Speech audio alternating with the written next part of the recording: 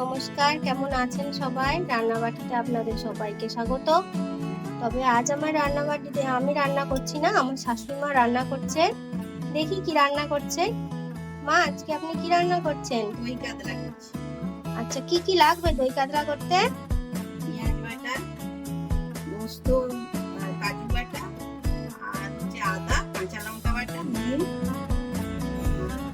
হলুদ, চিনি, করে একটু চিনি, একটু দইটাকে ফাটিয়ে দিতে হবে।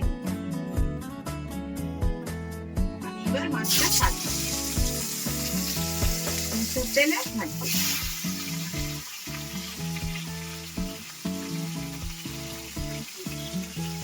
দেখুন মাছটা ভাজা হচ্ছে।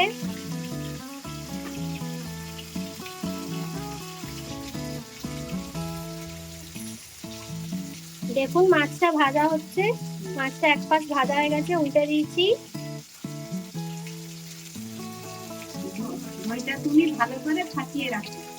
আচ্ছা ঠিক আছে, ফাটিয়ে দিই। আমি এবার টক দইটা ফেটিয়ে দিই।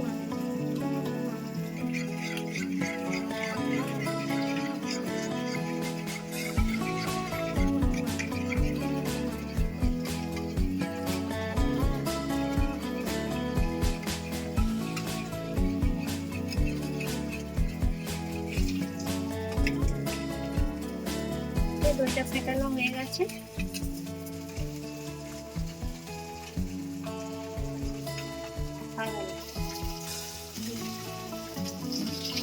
মাছটা ভাজা হয়ে গেছে, এবার মাছটা তুলে নিই।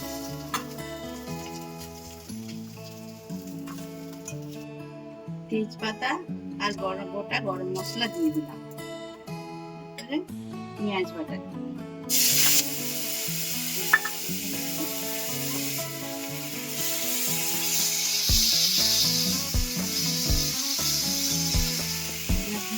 আদা কুচানো,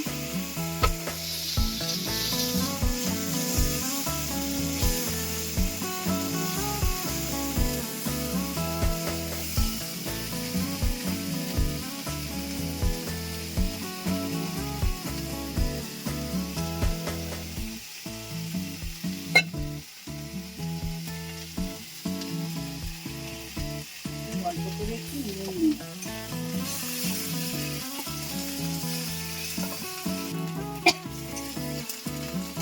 দিলাম, পোস্ত আর কাজু বাটা,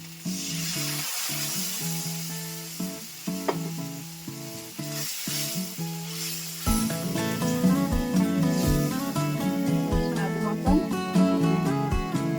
চিনি দিলাম।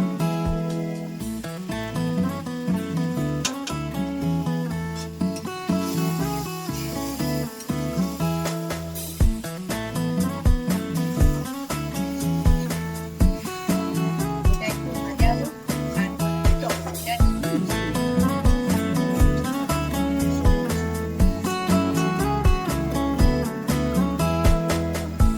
মশলাটা এবার ভাজা হয়ে গেছে, এবার এর সঙ্গে টমেটোটা মিশিয়ে দিলাম।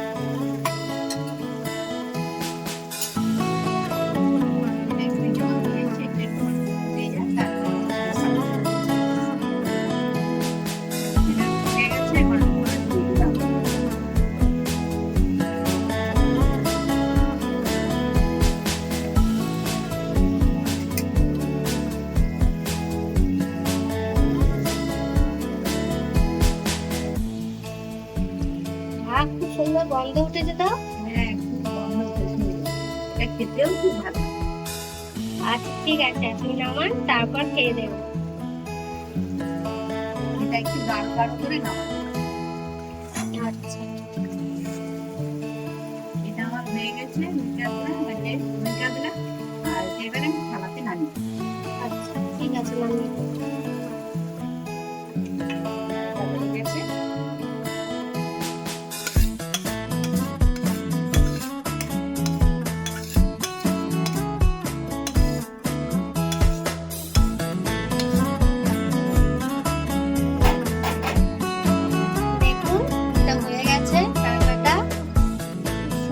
হয়েছে দেখতে, খেতেও খুব ভালো হবে।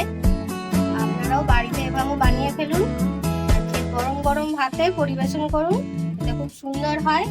সবাইকে ধন্যবাদ আমার ভিডিওটা লাস্ট পর্যন্ত দেখার জন্য। ভিডিওটা দেখে যাওয়ার সময় লাইক, কমেন্ট, শেয়ার, সাবস্ক্রাইব করে দেবেন। সকলকে নমস্কার।